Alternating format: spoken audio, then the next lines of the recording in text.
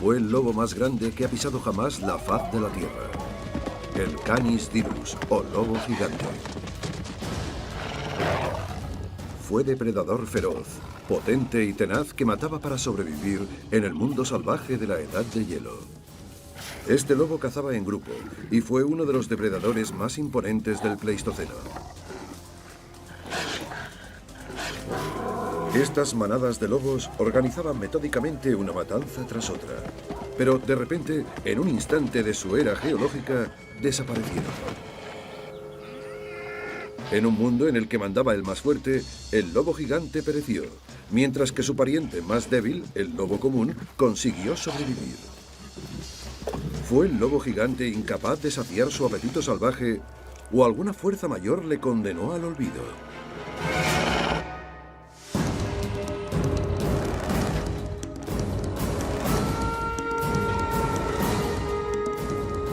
Lobo gigante.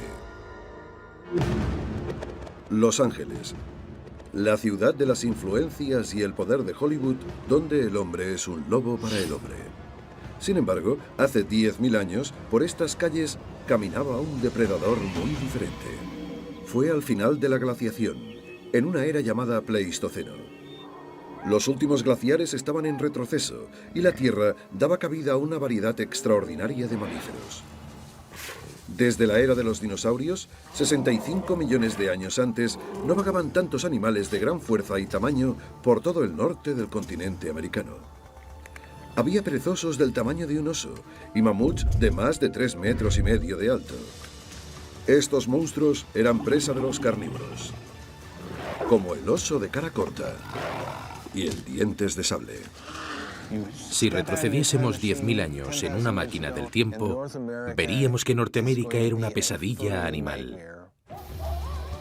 Es el mundo del lobo gigante, un cánido que cazaba y mataba en grandes manadas de 30 individuos o incluso más. Era un cazador implacable y un carnívoro capaz de batir presas 10 veces mayores y de enfrentarse a depredadores mucho más grandes.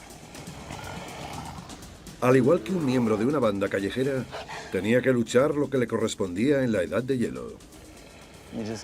Derrotarle era imposible, porque contaba con la resistencia, el aguante y la ferocidad necesarias para ahuyentar o agotar a sus oponentes. La tenacidad ayudó al lobo gigante a sobrevivir durante más de 100.000 años. Aunque hoy en día lo único que queda de él son huesos. Fue en este lugar donde fueron hallados los restos de este espécimen en los pozos de alquitrán de la Brea, en el corazón de Hollywood. Esta caldera negra es el sueño de cualquier arqueólogo. Descubiertos hace más de 100 años, estos pozos de alquitrán constituyen el mayor depósito de huesos de la Edad de Hielo del mundo. Se han desenterrado más de 1 millón de huesos de 231 especies de animales prehistóricos. Lo que hace tan especial a este lugar es, por supuesto, el alquitrán. Este fluido negro y viscoso no solo conserva los huesos, sino que es una de las trampas más letales para animales de cuya existencia haya constancia. Durante la época en la que vivió el lobo gigante, el alquitrán en estado líquido rezumaba hasta la superficie desde miles de metros de profundidad. Al llegar, se enfriaba y formaba una capa negra y supuestamente inocua. Pero con el calor del verano, esta corteza se derretía y el alquitrán volvía a su estado pegajoso, atrapando a los animales que vagaban confiados por la zona. Esto explica por qué en estos pozos se han encontrado más de 200 ejemplares de caballo y 300 bisontes. Pero sobrepasando en número a los herbívoros, por una sorprendente cifra de casi 10-1, están los depredadores. Esto se contradice con la naturaleza, donde normalmente los herbívoros superan a los depredadores 10-1. Los científicos creen que los depredadores oportunistas, como el lobo gigante, atacaban lo que parecía una presa fácil. Pero enseguida ellos también se veían atrapados en el alquitrán. Esto ocurrió innumerables veces a lo largo de los siglos. Depredador y presa atrapados en alquitrán, de los que solo quedarían sus huesos ennegrecidos. Para la mayoría esto solo sería un amasijo de huesos, pero para el ojo de un experto representan un mapa que muestra los senderos por los que estas criaturas caminaron en vida y el camino que les condujo a la muerte. A 4,5 metros bajo la superficie, lo que corresponde aproximadamente a 40.000 años, se hallan los huesos de varios animales, entre ellos el lobo gigante. El nivel de conservación es excelente y la diversidad que hemos encontrado en ese lugar no tiene parangón. Justo aquí, expuestos en el fondo, tenemos una serie de cuadrículas en las que hemos encontrado vértebras de un oso de cara corta. Y justo aquí tenemos el húmero de un lobo gigante, el hueso superior de la pata delantera del que gotea alquitrán. Una vez los investigadores han descubierto, limpiado y juntado los huesos, encuentran el cánido más grande de la historia.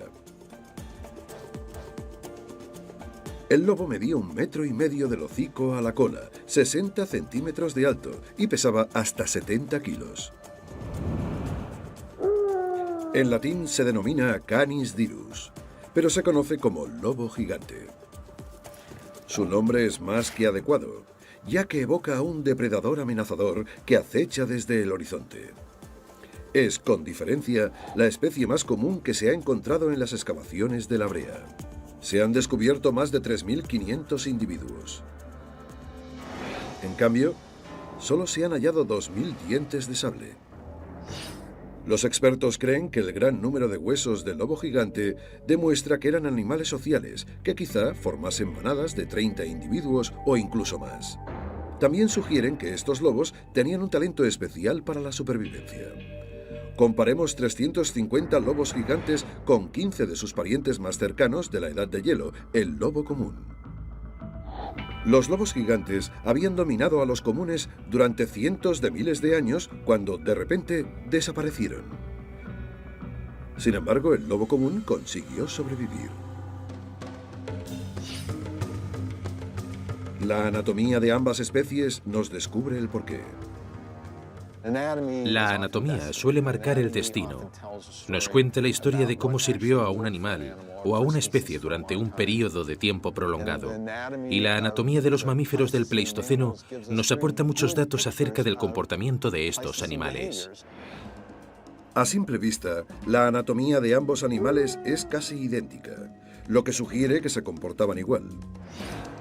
Pero si nos fijamos, encontraremos diferencias pequeñas pero cruciales entre ellos. La diferencia más significativa son los dientes y la mandíbula del lobo gigante, que son más grandes.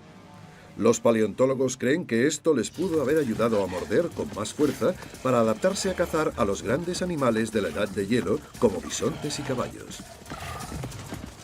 Los investigadores han comparado otros huesos y han descubierto diferencias importantes entre las dos especies. El húmero, o hueso superior de la pata delantera del lobo gigante, por ejemplo, es ligeramente más largo, pero significativamente más grueso que el del lobo común. Y también el cúbito, uno de los huesos inferiores de las patas delanteras del lobo gigante. Eso significa que el lobo gigante era un animal con una estructura más potente y que pesaba unos 30 kilos más que el lobo gris. Los huesos del lobo gris, más ligeros, sugieren que era más elegante y probablemente más rápido. Estas diferencias son sutiles pero significativas e indican que transformaron a estas criaturas en cazadores muy diferentes. Cada animal tiene un estilo de ataque distinto determinado por su fisiología. Los osos usan su tamaño y su fuerza para abatir a sus presas. El guepardo cuenta con velocidad y agilidad. El león tiene garras y mandíbulas potentes. El lobo solo tiene dos armas, el peso y la boca. En ambos casos, el lobo gigante tenía ventaja sobre el común. ¿Pero cuánta? Para averiguarlo, observaremos a otro miembro de la familia de los cánidos, el perro. Joe Camp entrena animales para el cine y la televisión en Los Ángeles. Lauren Williams y Brian Hill son adiestradores profesionales de perros con 8 años de experiencia en enseñar a perros a proteger y a atacar cuando se les ordena. ¿En qué medida la fisiología de un depredador determina su forma y potencia de ataque? Las 4 razas de perros que veremos responderán a esta pregunta. El bulldog muerde y luego usa el cuerpo, no solo para conseguir tirar a su presa al suelo, sino para girar la mordida y producir más dolor. El mastín solo usa el peso de su cuerpo. Ataca de forma directa, impacta contra la presa, la agarra y la derriba. El malinois y el pastor alemán son muy parecidos. Podrían compararse con el antiguo lobo común y su pariente más grande, el lobo gigante.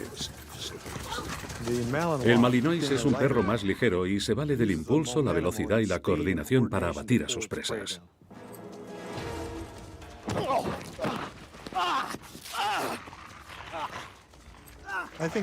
Creo que el pastor alemán combina las mejores características de las demás razas.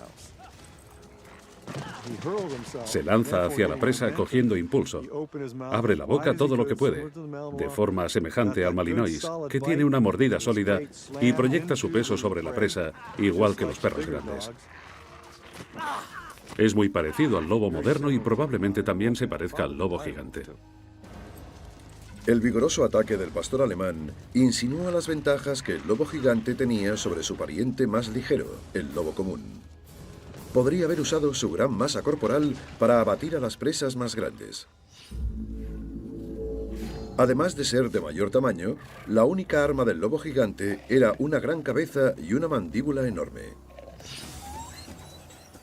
Para determinar cómo afecta el tamaño del animal a la fuerza de la mordida, se usa un dispositivo especialmente diseñado para ello y que medirá la potencia de la mandíbula. Aquí tenemos un aparato digital que cuantifica la fuerza del mordisco. El sensor tiene un hueco. Cuando el perro muerde, el hueco se cierra y la lectura nos informa de la fuerza que ejerce el animal.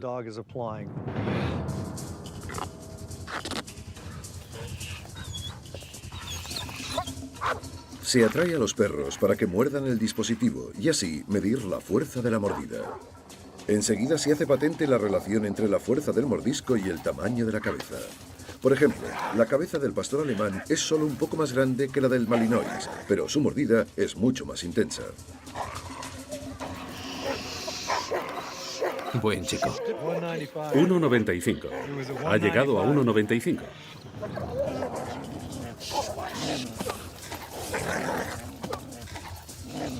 Ha llegado a un máximo. Ahora mismo está a 2,24, pero ha alcanzado los 2,30. Y ahora el mastín. Este es el mastín. Vaya. 5,56. Increíble. Es mucho más de lo que esperaba. Los datos demuestran que un sutil aumento en el tamaño de la cabeza de los perros produce una mordida significativamente más potente. No hay duda de que lo mismo ocurría con los lobos prehistóricos. Es imposible ofrecer datos concretos de la mordida del lobo gigante, pero todo apunta a que su gran cabeza y su mandíbula generarían una mordida mucho más potente que la de su pariente, el lobo común. Probablemente la fuerza de los mordiscos y su robusto estilo de ataque le permitirían abatir presas mucho más grandes. El lobo gigante era más grande y más fuerte, un lobo común más musculado. Una raza superior que se adaptó para poder cazar a los herbívoros gigantes de la Edad de Hielo. Sin embargo, el lobo gigante pronto desapareció, mientras que el común, más pequeño y menos potente, consiguió sobrevivir. Algo había aprendido a cazar al cazador. El gran depredador tenía un rival implacable. Durante más de 100.000 años, el lobo gigante se extendió a lo largo y ancho del hemisferio occidental, desde Alaska hasta Florida, e incluso por zonas de Latinoamérica. Sin embargo, hoy en día no contamos con descendientes directos del lobo gigante. Durante el tiempo que ocupó la Tierra, competía con su pariente, el lobo común.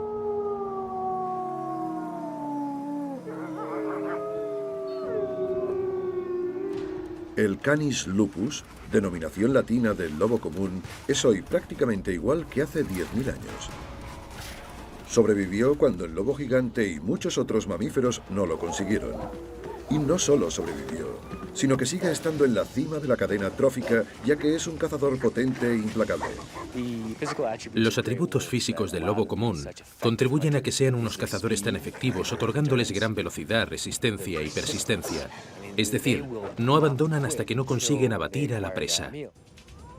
Todas estas características entran en juego a menudo, ya que los lobos suelen atacar a animales 4 veces más grandes que ellos. La mayoría de los lobos comunes pesan entre 30 y 45 kilos, mientras que un macho de wapiti puede rondar los 275 kilos o incluso más.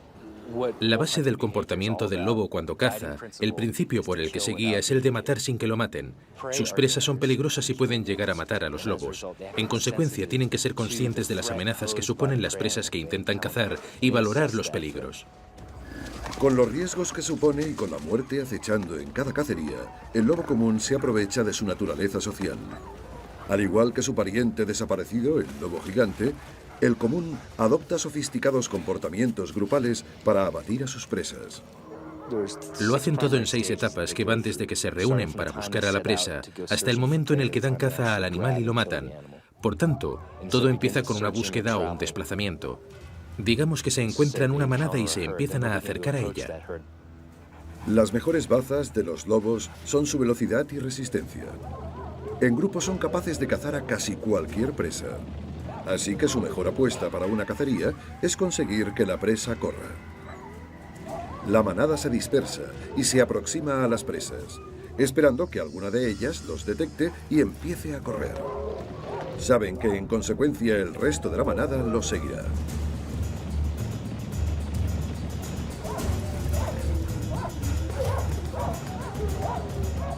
Los uapitis tienden a huir en grupos y en múltiples direcciones, pero los lobos también los persiguen en múltiples direcciones, buscando entre la manada al individuo más vulnerable.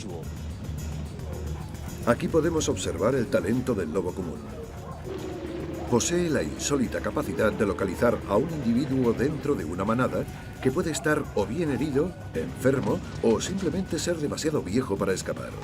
Cuando el wapiti débil se localiza, los demás lobos de la manada dejan de buscar y se unen a la persecución de las presas vulnerables. Donde quizá había empezado un lobo solo, de repente aparecen unos cuantos más y todos corren tras el mismo wapiti. Cada miembro de la manada usa su velocidad y resistencia para que el wapiti corra sin parar. La persecución sin tregua agota a la presa y los lobos se acercan para matarla. Y justo en el momento exacto, con el apoyo de la manada, el macho dominante se aferra a la presa. Intenta tumbar al wapiti para que los demás miembros del grupo le ayuden a matarlo. La clave de la mordida del lobo son los caninos. Esos dientes son vitales para agarrar y aferrarse al animal y que los demás lobos también puedan morderlo. Los caninos de los lobos son pronunciados y están diseñados para aferrarse a la presa.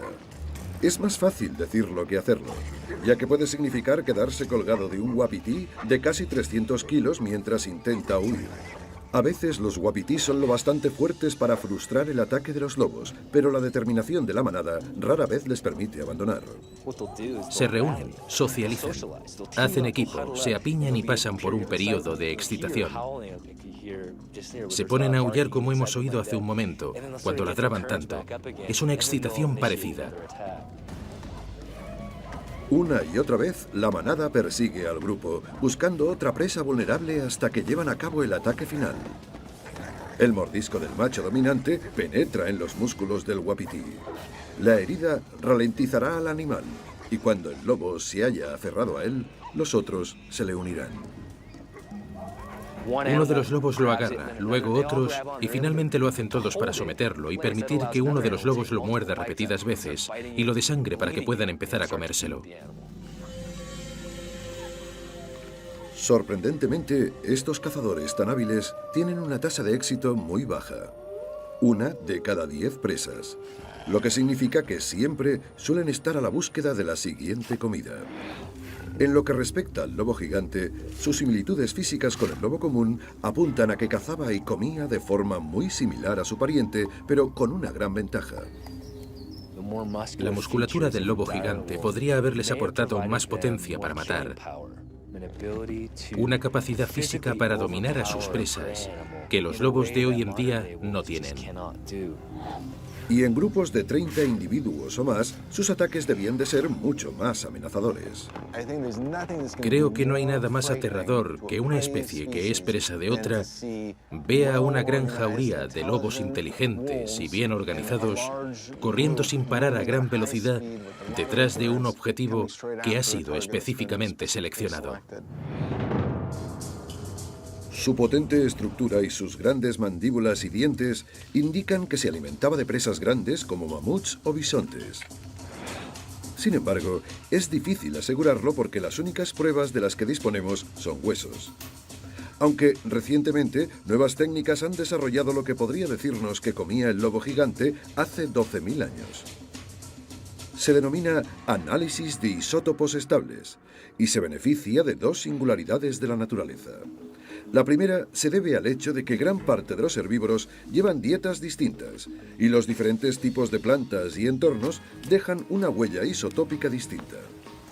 Estas huellas se almacenan y pueden detectarse en los tejidos de los herbívoros, incluidos los huesos. La segunda singularidad es que cuando los carnívoros se alimentan de estos animales, las huellas se transfieren y quedan atrapadas en los huesos de los carnívoros.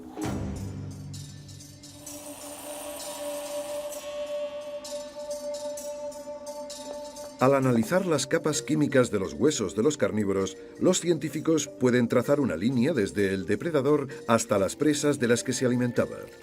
Eso es lo que han hecho los expertos con cientos de lobos gigantes de la brea. Vemos que comían pequeñas cantidades de animales como perezosos o mastodontes, probablemente.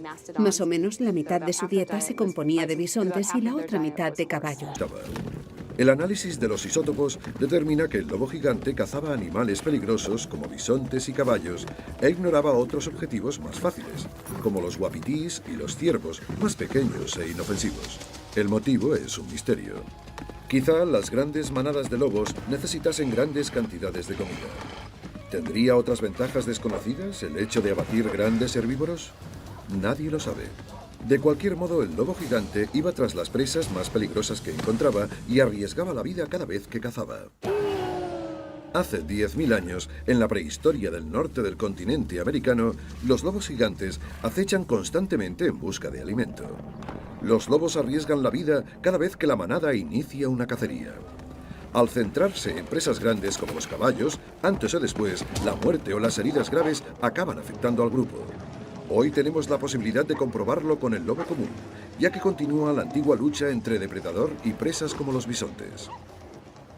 Los bisontes son muy grandes y muy peligrosos. En invierno, cuando la capa de nieve es más densa, los lobos acorralan a los bisontes en zonas donde son menos efectivos a la hora de defenderse. Pero incluso con un bisonte alejado de la manada, los lobos tienen especial cuidado. Estas cacerías pueden durar días. Cuando han aislado a un bisonte macho en una zona despejada rodeada de nieve por todas partes, el bisonte luchará hasta el final y los lobos no le darán tregua. Este vídeo muestra una batalla entre una pequeña manada de lobos y un bisonte, que se prolongó durante 36 horas. Los lobos se aprovechan de su superioridad numérica para acosar a la bestia constantemente hasta abatirla. Pero la fuerza y la sorprendente agilidad del bisonte le convierten en un adversario peligroso.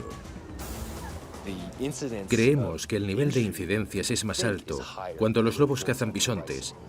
Suelen recibir coces, y si el bisonte se pone a dar vueltas, puede lanzar a alguno de ellos por los aires. El bisonte puede engancharlos con los cuernos y lanzarlos por los aires. Entre los lobos que cazan uapitís no se dan tantas cojeras, algo que se debe a encuentros con bisontes. El bisonte lucha desesperadamente para huir de la jauría, pero a pesar de los daños que les causa, la tenacidad de los lobos acaba por obtener resultados. El lobo se enfrenta cara a cara con el peligro siempre que sale a cazar presas grandes. Aunque debió de ser mucho más peligroso para el lobo gigante, ya que se centraba en animales más grandes y fuertes y que formaban manadas más numerosas. Los lobos gigantes compensan su desventaja persiguiendo a los grupos en manadas más grandes. Esto podría haber ayudado, pero solo hasta cierto punto. Aunque el lobo gigante se organizase en grandes manadas cuando llegaba el momento de atacar, el macho dominante estaba solo y con su vida en la cuerda floja. Los fósiles reflejan los peligros a los que los lobos se enfrentaban a diario. Los científicos han hallado miles de huesos del lobo gigante rotos, y cada uno de ellos cuenta una historia. Investigando un poco, descubriremos no solo las amenazas a las que se enfrentaban los lobos, sino detalles íntimos de su vida en la manada. Esto es un ejemplo de una herida bastante grave que afectó a un animal durante un tiempo. Son un cúbito y un radio, los huesos de esta parte del brazo. Un cúbito normal estaría así, y el radio sería un hueso separado.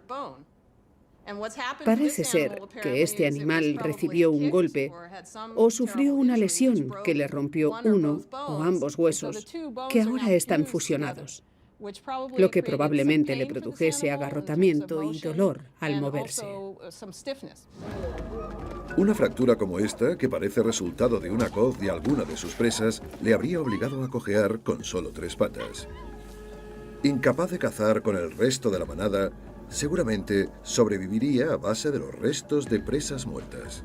Que este lobo viviese varios años es testimonio de su resistencia y de algo más. Es el primer indicio de un asombroso comportamiento de la manada. Contrariamente a los lobos comunes de nuestros días, es probable que el lobo gigante cuidase de los suyos.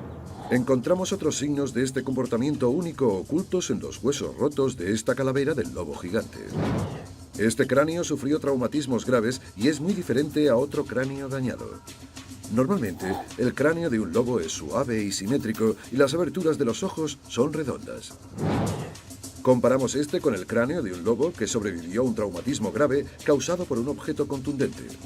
Parece que este lobo fue pisoteado por un caballo o un bisonte. El impacto le fracturó el cráneo, le dislocó un ojo y le produjo daños cerebrales graves. Pero por extraño que parezca, no fue eso lo que mató al animal. Lo significativo es que el hueso se regeneró y cubrió la herida, lo que indica que el lobo vivió al menos 6 meses más tras el traumatismo. Además, el cráneo, junto con otros que también sufrían heridas graves, se halló en el pozo de alquitrán. Esto sugiere que los lobos no murieron a causa de las lesiones, sino que cayeron al pozo mientras buscaban alimento. Las lesiones, aunque no son mortales, sí son lo bastante graves como para que el lobo sobreviviese por su cuenta. Para muchos expertos, esta es una prueba adicional de que los lobos gigantes no solo vivían en grupo, sino que también cuidaban los unos de los otros. Sin embargo, las cicatrices de este mismo lobo gigante muestran que la vida en la manada no era todo cooperación. De hecho, era un modo de vida duro y cruel.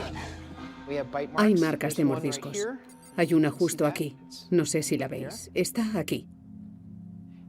Y luego hay otra que se corresponde justo aquí. Esto es un mordisco que se realizó desde aquí. Los mordiscos son un signo de agresión entre los lobos gigantes, posiblemente dentro de la manada. En el rancho La Brea encontramos muchas marcas de mordiscos de lobos gigantes a los propios lobos gigantes. Estas marcas reflejan un comportamiento que puede apreciarse a menudo en lobos comunes. En estas manadas suele establecerse una jerarquía muy estricta. El macho y la hembra más fuertes y fieros del clan asumen el papel de pareja alfa. En la manada hay una lucha constante por el dominio que suele desembocar en violencia, a menudo mortal. Vemos que tras la cacería, los lobos protegen su posición en el orden jerárquico. Gruñir y morder son las formas más simples de reafirmar su dominio. Este mismo comportamiento puede verse reflejado aquí, oculto en los huesos de los lobos gigantes. Podría constituir una prueba de que las manadas de la prehistoria no solo eran violentas, sino que su vida no era tan diferente a la del lobo moderno. Las diferencias entre el lobo gigante y el común se reducen incluso más si tenemos en cuenta que ciertos huesos han desaparecido de todo lo que se encontró en el pozo de alquitrán. Los investigadores creen que los lobos gigantes hallados en la zona quedaron atrapados mientras cazaban en grandes manadas. Si eso es cierto, cabría esperar que se encontrasen lobeznos que cazasen con los lobos adultos y, por tanto, una cantidad significativa de huesos jóvenes en los pozos de alquitrán. Sin embargo, curiosamente, entre los miles de lobos que se han descubierto, muy pocos son cachorros. Los expertos creen que la falta de huesos de crías del lobo gigante refleja el comportamiento social del lobo común. Durante los primeros 6 meses de su vida, los lobeznos permanecen en una zona protegida llamada lugar de reunión. Los adultos de la manada le llevan comida hasta que son lo bastante grandes como para cazar solos. Creo que los lobos gigantes cuidaban de sus crías y que no les enseñaban a buscar carroña o a cazar hasta que no tenían al menos 6 meses. Probablemente esto significa que el comportamiento de las manadas de lobos gigantes era muy semejante al de los lobos comunes. Y los paralelismos que existen entre ambas especies se extienden hasta una de las piedras angulares de su vida como depredadores, la amenaza de otros como ellos. En el mundo de los carnívoros, la competición por las presas es feroz. Pero cuando se mata a una presa, comienza una lucha de la misma intensidad por el cadáver. Robar la presa muerta a otro carnívoro es una de las formas más primarias de competición entre los animales que se alimentan de carne. Podemos constatarlo entre los depredadores africanos. Y ha sido así durante milenios. Este debe aprender a proteger su presa de los carroñeros si no quiere morir de hambre. Para el lobo común actual, su peor enemigo suele ser el oso grizzly. En Yellowstone, los osos grizzlies lo consiguen siempre que intentan usurpar las carcasas a los lobos. Y los lobos no suelen oponer resistencia, suelen dejar que los osos se las lleven. A lo largo de los años, esta habilidad de los osos ha hecho que se acostumbren mal. Suelen esperar a que los lobos cacen a un animal para arrebatárselo. Con el lobo gigante pasaba algo muy parecido, ya que se enfrentaban a depredadores temibles como el oso de cara corta y el dientes de sable. Su vida era una lucha constante para encontrar comida suficiente para la manada. La mayor parte de las veces, los lobos más pequeños evitaban implicarse en esa competición. Con toda probabilidad, practicarían eso que dice Bruce Lee en Operación Dragón, lo de el arte de luchar sin luchar. Eso hacían. Intentaban competir por las mismas presas, pero sin enfrentarse directamente con el esmilodón o con el oso de cara corta, que seguramente cazarían en la misma zona. Competían sin enfrentarse. Pero había ocasiones en las que el lobo gigante se veía obligado a enfrentarse con su mayor rival. Por desgracia para el lobo, las leyes de la naturaleza favorecen a las especies de mayor tamaño. En un enfrentamiento cara a cara, el oso de cara corta o el dientes de sable habrían estado en situación de ventaja con respecto al lobo. Esto dificultaba la vida del lobo gigante, que era más pequeño. Los grandes depredadores de la Edad de Hielo les atormentaban cada vez que conseguían abatir a una presa y amenazaban con dejarles sin alimento. Durante cientos de miles de años, en la Norteamérica prehistórica, el lobo gigante arriesgaba la vida para cazar a los grandes herbívoros que encontraba, pero no estaba solo. Por sus presas también luchaban algunos de los carnívoros más implacables y fuertes de la época. El oso de cara corta llegaba a medir casi 3,5 metros de alto. Era uno de los depredadores más intimidantes de la Edad de Hielo, capaz de enfrentarse incluso a las manadas más numerosas de lobos gigantes. A pesar de las tácticas agresivas de los lobos, el oso era un rival casi imposible de derrotar. Por suerte, la población de osos de cara corta era reducida y seguramente habría pocas probabilidades de que se encontraran. Sin embargo, parece que los conflictos por la comida y el territorio enfrentaban a las manadas de lobos con uno de los mayores depredadores de su tiempo, el dientes de sable. Este tigre era un depredador temible. Llegaba a pesar casi 300 kilos o más, era rápido, fuerte y sus pronunciados caninos le convertían en un adversario muy peligroso. Un lobo gigante por sí solo no era rival para un dientes de sable. Lo más probable sería que diese media vuelta antes de enfrentarse a él. Sin embargo, como miembro de una manada, se convertía en una presencia considerable y luchaba para proteger su territorio. Con superioridad numérica, la manada podía rodear al felino solitario y acosarle constantemente. Lo más probable es que se organizasen de forma amenazadora. Un solo esmilodón no puede mirar en todas direcciones a la vez, y aunque los lobos fuesen más pequeños, su número y la proximidad sugieren que habría enfrentamientos que era mejor no iniciar. El felino acababa marchándose para buscar comida en otro lugar. Las grandes manadas transformaban al lobo gigante, tan vulnerable en solitario, en un oponente temible.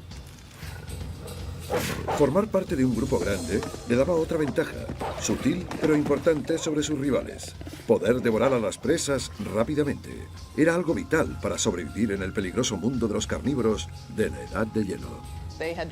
Temían que les robasen sus presas y eso les obligaba a comérselas enteras y muy rápidamente.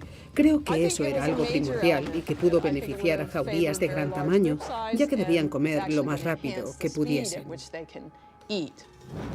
Los lobos usaban los potentes músculos de sus mandíbulas y sus pronunciados incisivos para arrancar enormes trozos de carne. Los molares se adaptaron para despedazar, no para masticar, así que se tragaban la carne entera. Hay que destacar lo poco que masticaban. Mordían la carne con los incisivos o con los caninos y arrancaban los músculos que engullían enteros. Quizá diesen un mordisco y lo tragasen directamente. Al devorar la comida de semejante forma, la presa le duraba poco a la manada. Reducían un gran bisonte a un amasijo de huesos en cuestión de minutos, antes de que apareciesen otros depredadores para llevárselo. Esta es solo otra de las capacidades desarrolladas por el lobo gigante para sobrevivir entre las bestias de la Edad de Hielo. Se convirtió en un cazador resistente e implacable, con fuerza y tamaño suficientes para cazar presas tan grandes como el bisonte. Aprendió a cazar en grandes manadas y a enfrentarse a otros depredadores. En consecuencia, el lobo gigante se extendió por todo el continente, aumentando su población y sometiendo a otras especies como su pariente, el lobo común. Entonces, ¿por qué tras más de 100.000 años de éxitos desapareció de repente de la faz de la Tierra? ¿Y cómo consiguió sobrevivir el lobo común? La pregunta se ha debatido durante años. La teoría de la extinción es como una especie de deporte entre paleontólogos, y la Edad de Hielo en concreto podría equipararse a los Juegos Olímpicos.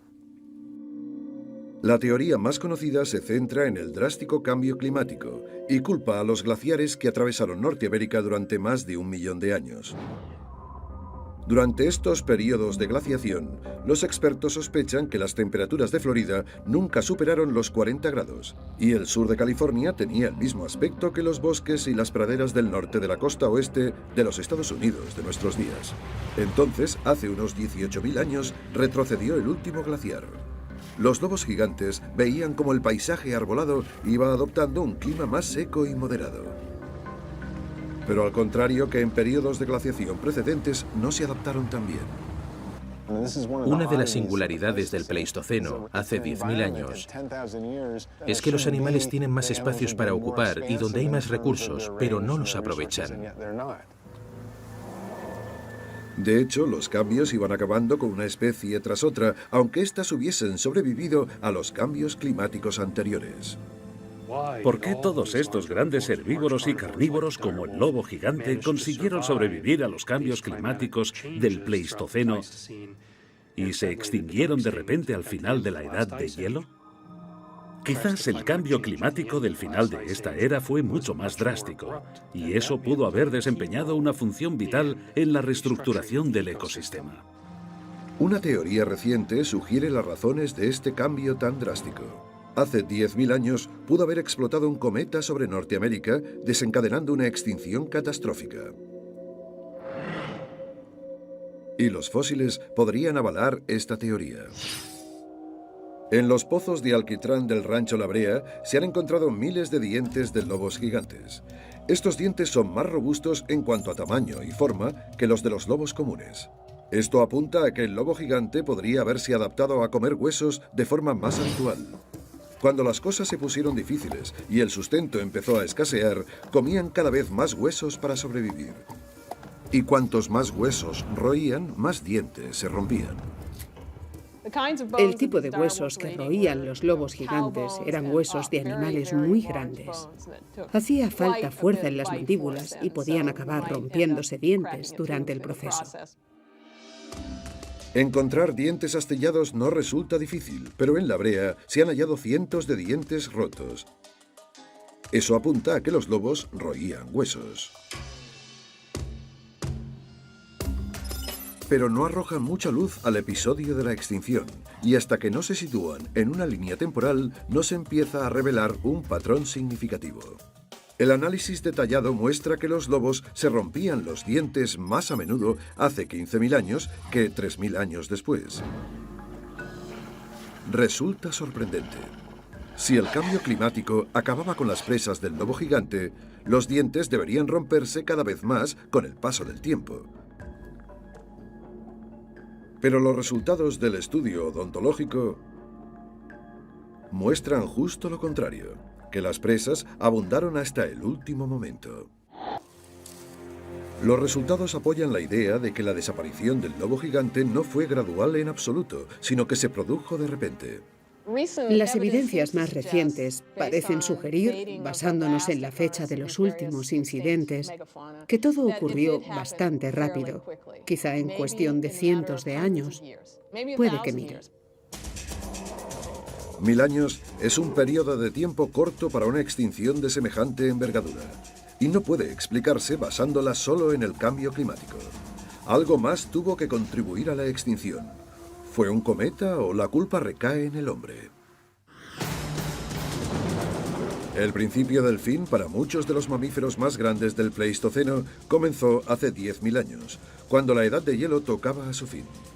Las tundras heladas desaparecían rápidamente del paisaje. El lobo gigante intentaba adaptarse a otro cambio climático y un nuevo y peligroso depredador había entrado en escena. Creo que el cambio climático desempeñó un papel crucial en la reestructuración del ecosistema al final de la última edad de hielo. Pero no se puede negar que el hombre también tuvo el suyo. El hombre se abría paso a través del estrecho de Bering, y con cada paso que daba, el fin del lobo gigante se iba acercando cada vez más. El hombre pudo haber avivado las llamas de la extinción.